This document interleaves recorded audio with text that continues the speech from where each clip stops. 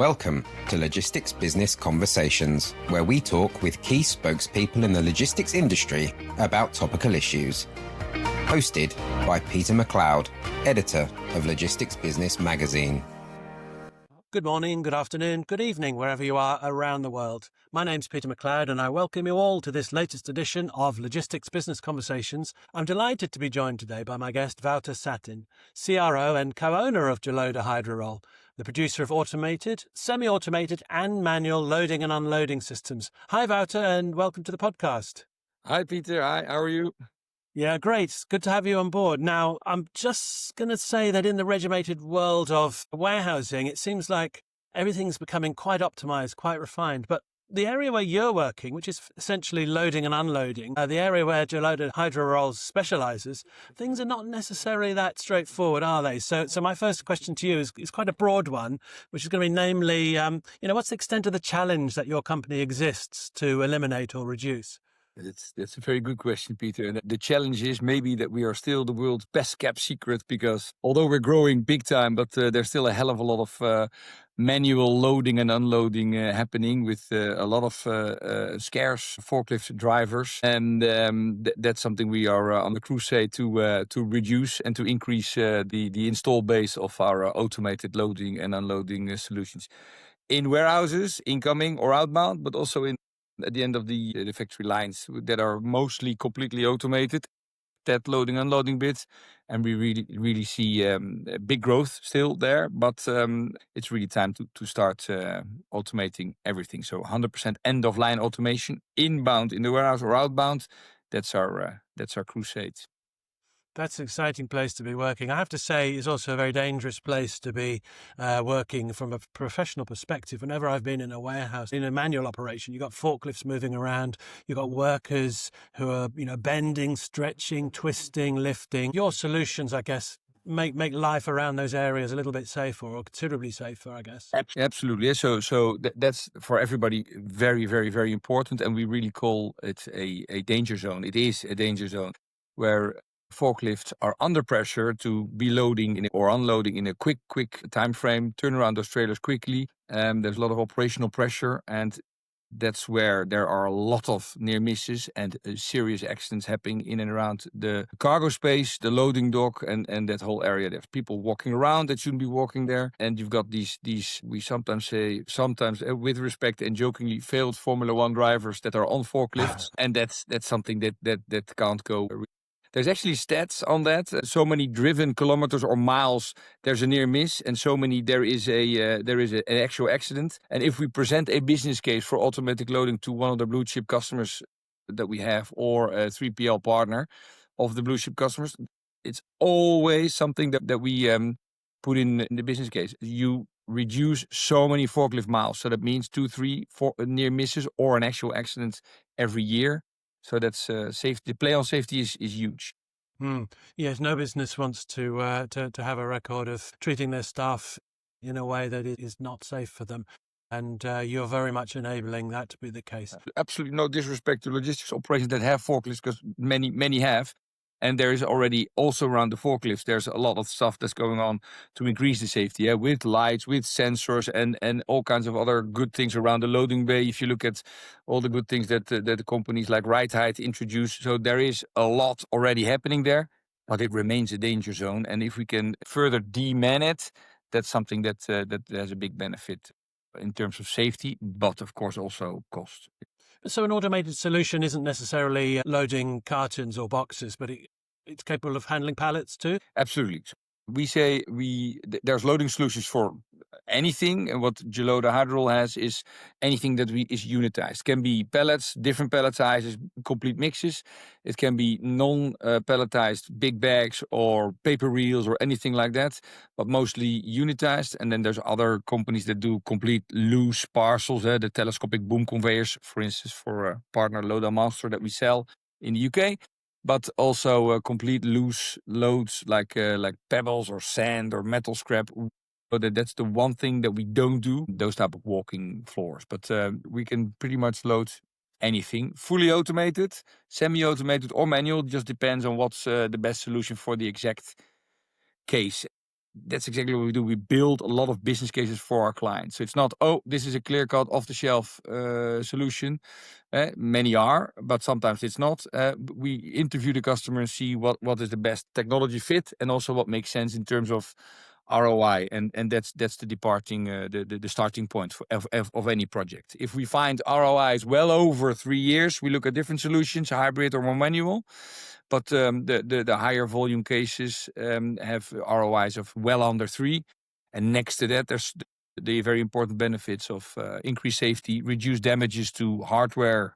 That can be forklifts or trailers, but also the goods that are loaded or unloaded. And there's actually also a very good impact on reducing your environmental footprint, and actually generally the reduction of space required for loading operation. So those are the main benefits. So it's not just sort of automation for the sake of automation. You're not pushing your solutions onto the customers because you're building them at a certain rate, and you need to sell them at a certain rate. Does that sound very much like a solution sale on a case-by-case basis? Exactly.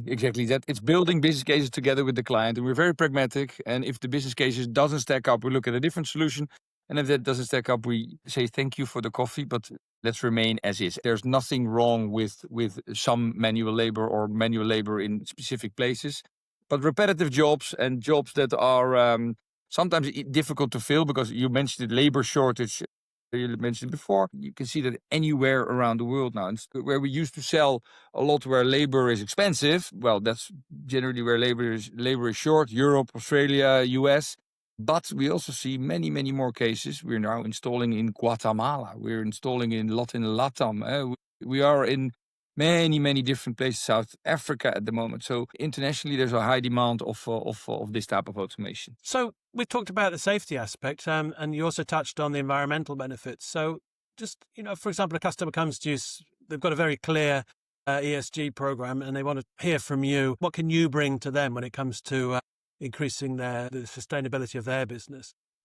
First of all, on that, so I think that's a big shout out to all the big companies that really drive that environmental agenda, because it starts with them. And a big shout out to them if we now receive RFQs from the likes of Coca-Cola or Amazon or other of these big companies. Already an audit or an ESG report is requested from the suppliers, and that's really, really good. We've always been quite adamant on doing good for the environment and thinking about, even as a relatively small company, how we do things. So big shout out to people that consider suppliers that have an ESG report or policy, and because unfortunately with smaller companies there is still a lot of companies that are not doing anything with that. Then next to that, our products make sure that there's a lot less, we call it idle time in the fleet. See, we load a trailer within 2 minutes. That trailer can be used 20, 30 times in a day, for example, in a shuttle operation. Whereas in other operations where there's manual loading going on, it takes 30, 45 minutes for a forklift to drive the pallets in. And the same on the unloading side. So that operation would need maybe 12 or 15 trailers instead of 2, 3 in the automated way. So not needing to produce the actual hardware is also a big saving on that footprint. I can't say that you need less trailers, because you're still moving the same amount of pallets in those type of trailers, but you just need less trailers. You don't need all the forklifts. So that's a big impact as well. And we now see more and more projects where we have special solutions in the trailer so that you can pack more pallets or more boxes in a trailer, or we go with longer trailers. And that's an ESG very positive impact, because you just simply move with one truck or one driver, you move more pallets instead of a traditional length trailer. But that's not only due to automated loading, but it's also due to the innovative trailer builders that we work together with, or the innovative 3PLs that use these type of longer trailers, where we thought, oh, that's a road train, that's just a dream for Australia. It's not. In the UK also now, where there's longer trailers, there's more pallets on one trailer. And if there's high volumes moving around from A to B, for instance, you just need less drivers, less literally CO2 emission is coming out of those trucks. So there's definitely an ESG agenda in the implementation of automated loading. So effectively, you're saying you're preventing lorries from carrying so much spare air or space around, fresh air. Absolutely, yeah, definitely also. And it's interesting now we talk about lorries, but recently we were in with a very large engineering consultant company that is designing complete greenfield factories and or warehouses. Due to the implementation of automation, whereas they would, if everything is still done by forklifts, they need to drive around, they need to have their space. They're probably side loading curtain siders or flatbed trailers. When we are loading fully automated, we're connecting our automated loading machines, we call them loading docks, directly to the palletizing. We could reduce the footprint of that building from, I think it was a building that was 100 meters, 200 meters long, and we could compress that to 40 meters. So literally where they were drawing in, I don't know, 80 dock doors or something like that. In this case, we could do with, I think they had 20 manual still for inbound and other stuff, but there were only 8 fully automated because we can load a trailer in, let's say, 2 to 5 minutes. We can turn around the trailer within 4 to 10 minutes. That means you can do 4 loads, flat out 4 or 5 loads per hour on one door, reducing the footprint of that building, so reducing the space required. And that's, in the end, that is about money, but it's also definitely about, if you have to build half the building size, there's definitely also, again, that environmental impact.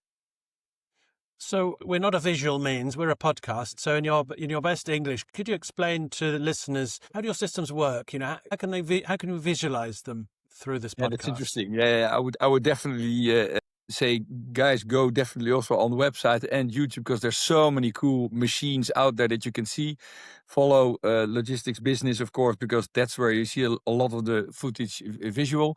But if you close your eyes and think about a loading bay, a trailer comes in, the driver comes out, connects, in the shuttle case, connects his signal cable and power cable, walks in to a specific loading area. Many times that's caged off, can't walk into the operation. And there's a machine holding 26 pallets, 33 euro pallets, whatever. A complete load is ready. The driver is trained to press the load button. The doors open of the building and of the trailer. And within 2 minutes, that complete load is backloaded in one shot, as we call it. The door automatically comes down. Even paper with all the load details can be printed. That's taken, cables are disconnected, and he's driving away. So it's that simple. I hope there was a good visualization. It's hardly yoga nidra, but it can be. It's it's that relaxing for an operation as well, because you don't have all those forklifts driving in and out. We now see more and more connection to AGVs, so conveyors feeding pallets directly from palletizing. If that's a bit further away, we see a lot of AGVs feeding the pallets onto the loading dock. And that's one of the big differences. I love AGVs, but AGVs loading trailers and dirty containers, I just think that's a difficulty, and it takes quite a long time. And that's where the combination AGV drop-off pallets onto a loading machine, be it for a modified trailer or non-modified, that we also have, it just very quickly turns around that trailer, and then you have a much more reduced footprint that you use, and you turn around the trailers quick. So then you don't need to use a lot of the scarce drivers, or they're not standing around wasting their time at your loading base. I do focus a lot of my attention on the warehouse itself. So, palletized goods and parcels are very much what I tend to focus on. But it's fair to say, when we talk about the supply chain, you've got all manner of loads coming in all manner of formats. So where else are you working? For example, port side or, air cargo? Yeah, air cargo we do a lot, definitely. We've always been there. Our company is founded in 1962 with something that was called Escape, but very soon after we joined Joloda and HydraRoll joined, and HydraRoll is the house that makes all the pneumatic roller track for all the trailers that are handling the aluminium bins, plates, ULDs, etc. And now we've moved recently, since the last 2.5 years, also inside the air cargo warehouses. So that operation is ever changing. It's increasing because of a lot of e-commerce demand, a lot of flown in goods from many times Far East, right, from China, and that needs to be ever faster with its end clients. So there's a lot of logistics around that, and we're proud to handle a lot of air cargo in the warehouses and into the trailers. From in warehousing, Peter, you say you visited a lot of warehouses. You've seen the danger zone of the loading unloading docks. We do too. And we also understand that not every warehouse is fully automated. So we love the lights out ASRSs and the complete demand operations. But still, that comes with volume, and that's only for specific logistics cases. There's so many more warehouses out there that have let's say less automation or light in that stuff. And that's what one of the things we're focusing on now with the introduction of a Loadmatic Light. That is a more, I would say simple, but that doesn't do justice to the machine, and especially not to our great engineers that have designed it. It's a machine that you can install quite easily in an existing, so a brownfield warehouse, and that loads any trailer. So that's outbound. It's not so much inbound, but it's outbound, and it loads any non-modified trailer. And that's something that's recently been launched. First customers bought it, tested it, and loved it, and we're now taking orders for the first most strategic customers. And that's something that's going to be an absolute game changer. So that's a relatively simple machine, I'll say it again, but especially because the price is also very friendly, let's say, and it can be installed in standard existing lower automated warehouses. And it does exactly what we just said, one-shot loading within 6 to 8 minutes, that system of any trailer. And that's something I'll see. If you visit more warehouses, Peter, you'll see many of those in the years to come. Would you suggest that's sort of it's going to become a fairly typical first step into loading automation for many businesses? Yeah, yeah, because it has multiple benefits that we just discussed around the loading bay and the reduction of traffic. You will never completely automate any outbound transport or inbound, etc. But it will relax the operation big time. And yeah, I predict that's going to be a blockbuster, because us machine builders and us people that are visiting the beautiful ProMat in Chicago, the Modex or the Logimat, great shows, and we love machine building and we love fully automation, but there's still a hell of a lot of, sorry to say, sheds that are not so much operated, and there's still a lot of activity going on there. So sometimes instead of going more complicated and more automated, let's dumb it down a bit, but also in the price. And that's exactly what we've done. So we're launching a Loadmatic Light with our great daughter company Active from Finland, that have a lot of experience in non-modified trailer or container loading. And this is the absolute blockbuster for let's say the normal average warehouse.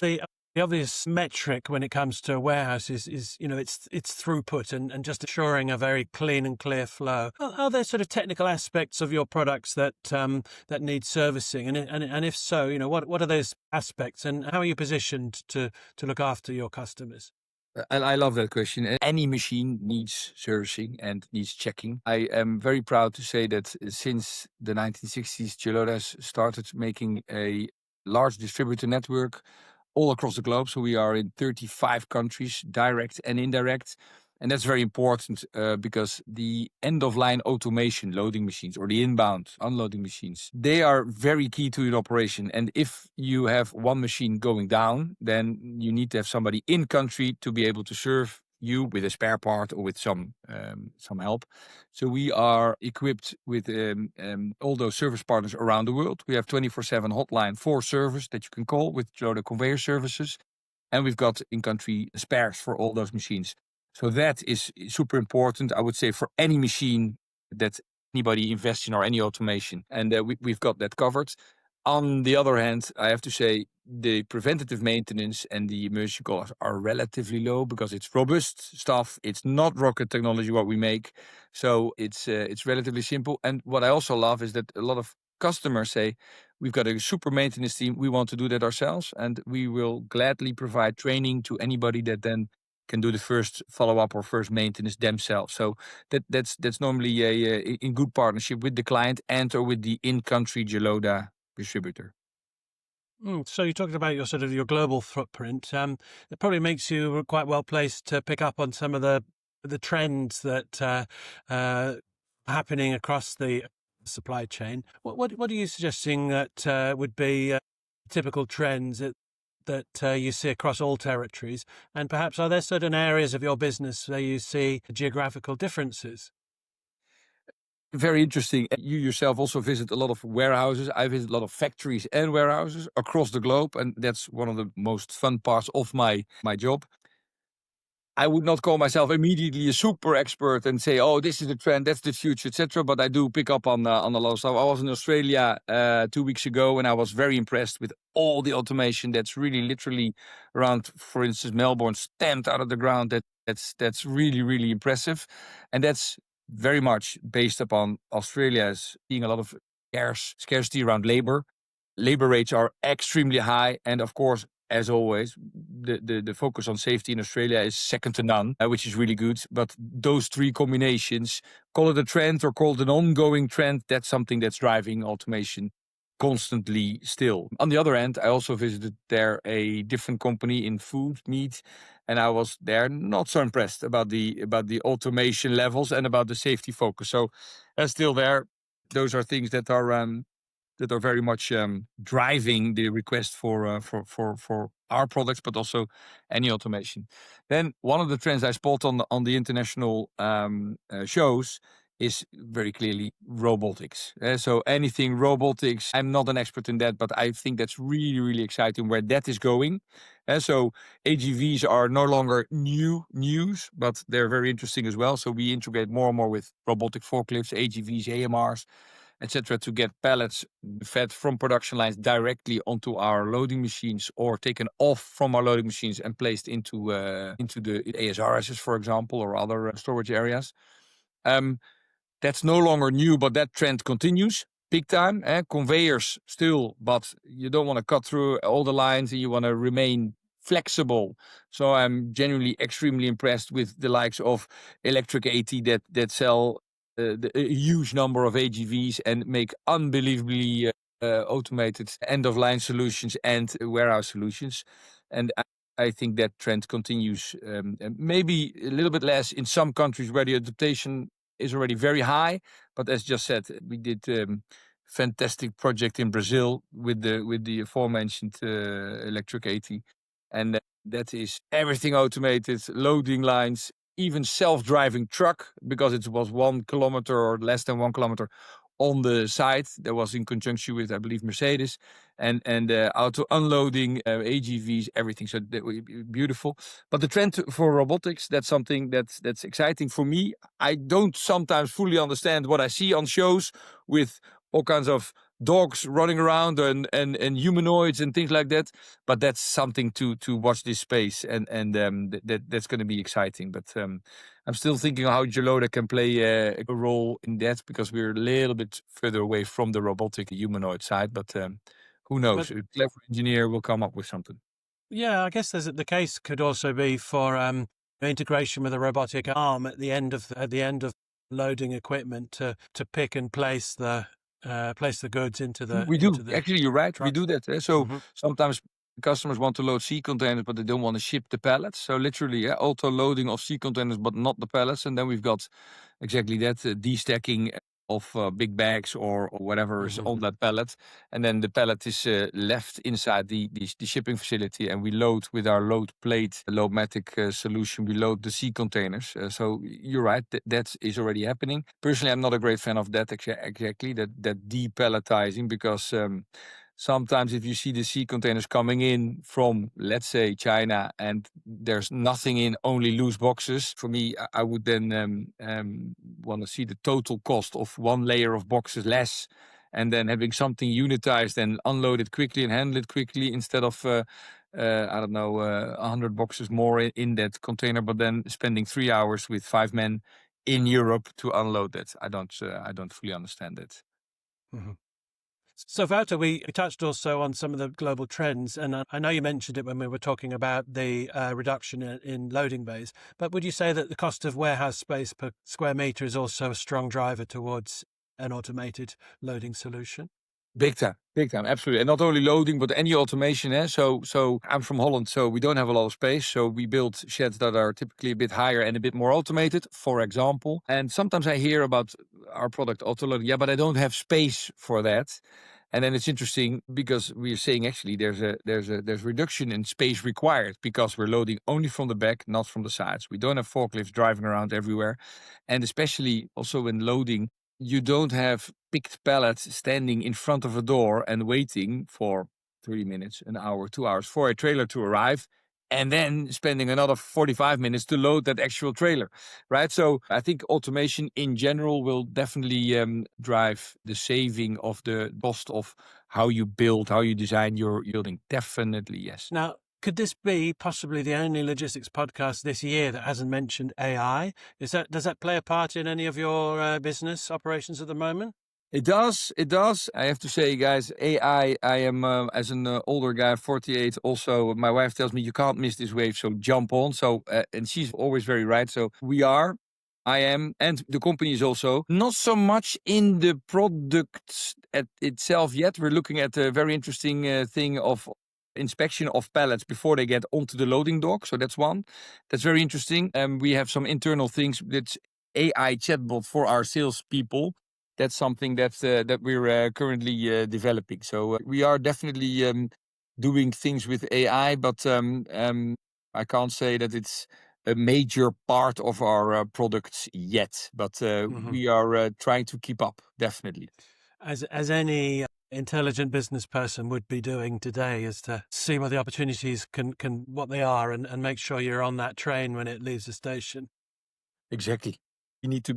We've got a fantastic intern in our company, and he's now responsible for making our the AI chatbot. So we've got a lot of sometimes technical questions also from older machines. We've got recently I found a Joloda loading dock from 1984, still in operation, Peter. With AI, we uploaded all the manuals that we have from all the machines ever installed.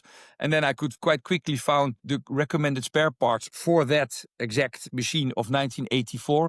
So that's something that we use it for. Yeah, absolutely. Yeah. Absolutely, and I can see sort of a very positive customer benefit from that as well. Um, what's the sort of what are the biggest gains still to be made? What are the areas where your customers are working, where you're looking and thinking, yes, we can really help there. This we've still got a long way to go, and we can really make a difference here. So I would say that for us, focusing on the loading and unloading bay, that's I would say twofold. One, 100% end of line automation. There's so many factories that we visited, and it's fully automated palletizing, fully automated packaging. People make fantastic filling lines of 1,200 bottles a minute. Just unbelievable for me, rocket technology, mind blowing stuff. And then there's a forklift boy or girl at the end, and then loading in 45 minutes, fully manual. And that's simply tears to my eyes. So that's at 100% end of line automation of any trailer, non-modified, or if it's a shuttle run, modified, but that's much less cases. So that's something that we are fully engaging with the blue chip customers, the producers, but also in the design of the total lines, let's say, to get our machines in there as a standard. That's one. And the other one is the average warehouse sheds, again, with a lot of respect, that have quite some loading, unloading going on, to put automation there in the loading base. And that's with that introduction of the Loadmatic light. So I would say those two things I can really see that we are focusing much more on with our customers and with our partners. Well, Wouter, as we reach the end of this podcast, your knowledge and your experience are all plain to see. But tell me about your passion. Where does that come from? What drives you? What do you look forward to when you're heading out to your job? And on that, I have to say, so next to the job, there's a lot of passion about specific sports, but let's not go into that because that's an endless podcast about football, probably. No, I would love that. I am the owner of Joloda, and I work here for 20 years. So I'm very passionate about this company, and especially the people that are working in our great company. That's now 350. So I'm really proud on that. And we're on this journey, and this journey isn't over. So we're growing.